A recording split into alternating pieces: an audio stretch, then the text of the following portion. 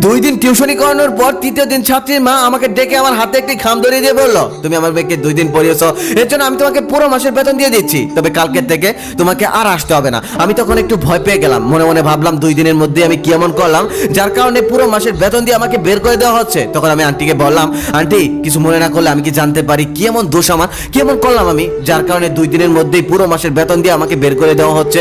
Aunty তখন বললো, তোমার কোনো দোষ নেই, এমনি এমনি কালকের থেকে তোমাকে আর আসতে হবে না। তখন আমি আন্টিকে বললাম, আন্টি প্লিজ আমাকে মাত্র একটা মাস সুযোগ দিন, একটা মাস দেখুন আমি কিরকম পড়াই, তারপর না হয় আমাকে বের করে দেন, আমার তখন কোনো আপত্তি থাকবে না। তখন ছাত্রীমা বলল, আসলে আমার মেয়ে তোমার কাছে পড়তে চায় না, তোমাকে দেখলেই নাকি ওর ভয় লাগে। তখন আমি খামটা আন্টির হাতে দিয়ে বললাম, আন্টি 2 দিনের জন্য আমাকে টাকা দিতে হবে না, 2 দিন আমি আপনার মেয়েকে এমনিই পড়েছি, আসলে টিউশনি করতে গেলে যে সুন্দর চেহারা লাগে, স্মার্ট হতে হয়, এটা আমি জানতাম না, এটা জানলে আমি কখনোই আপনার মেয়েকে পড়াতে আসতাম না। এই বলে আমি সেখান থেকে চলে আসলাম। রাস্তায় যেতে যেতে ভাবছিলাম কলেজ লাইফের কথা। একবার কলেজে একটা অনুষ্ঠানে স্যার উপস্থাপক খুঁজছিলেন, আমি তখন হাত তুলে বলেছিলাম, স্যার স্কুল লাইফে আমি অনেক উপস্থাপনা করেছি, আমি অনেক ভালো উপস্থাপনা করতে পারি, আমি আজকে উপস্থাপনা করতে চাই। স্যার তখন আমার দিকে তাকিয়ে মুচকি হাসি দিয়ে বলল, তোর মতো কালো কাউয়া যদি উপস্থাপনা করে তাহলে তো অনুষ্ঠান শুরু হওয়ার আগে দর্শক পালিয়ে যাবে। সেদিন স্যারের মুখে এই একটা কথার জন্য আমার নাম মুহূর্তে আবুল বাসার থেকে হয়ে গেল কাউয়া বাসার। পরবর্তীতে আবুল বাসার নামে আমাকে কেউ চিনতো না, সবাই আমাকে কলেজে চিনতো কাউয়া বাসার নামে। বহুদিন আগে একবার ময়মনসিংহ থেকে বাসে করে ঢাকা যাচ্ছিলাম,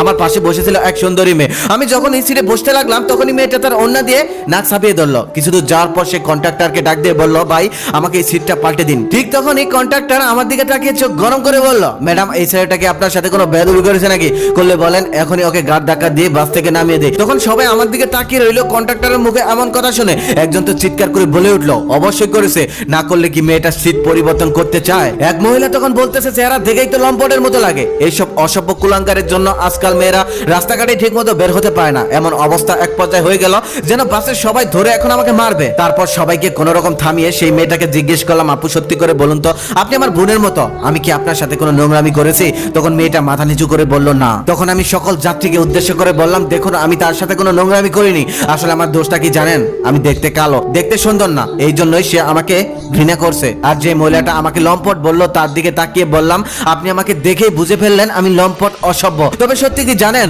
আমি জীবনে কোনো মেয়ের দিকে খারাপ নজরে তাকাইওনি, অসভ্যতামি করা তো অনেক দূরের কথা। তবে আজকে আমার বেশ ইচ্ছে হচ্ছে আপনার সাথে একটু অসভ্যতামি করি। একদিন নিউ মার্কেটে গিয়েছিলাম কিছু কেনাকাটার জন্য, তখন আমার এক বন্ধু রুমমেট সে আমাকে ফোন দিয়ে বলল একটা ফেয়ার এন্ড হ্যান্ডসাম ক্রিম নিয়ে আসতে, আসার পর টাকা দিয়ে দিবে। তারপর আমি কসমেটিক্সের দোকানে গেলাম ফেয়ার এন্ড হ্যান্ডসাম ক্রিম কেনার জন্য। সেখানে যাওয়ার পর যখন আমি ক্রিম চাইলাম তখন দোকানদার ছেলেটা মুস্কি মুস্কি হাসতে হাসতে বলল, শুধু শুধু টাকা নষ্ট করতেছেন ভাই, আপনার গায়ের যে রং তাতে আপনাকে হুইল পাউডারের মধ্যে 3 দিন চুবিয়ে রাখলেও এই রঙের কোনো পরিবর্তন আসবে না, ক্রিম তো অনেক দূরের কথা। তখন আমার মনে হচ্ছিল ওই দোকানদার ছেলেকে কষে একটা থাপ্পড় বসিয়ে দেয়, কিন্তু তারই বা কি দোষ?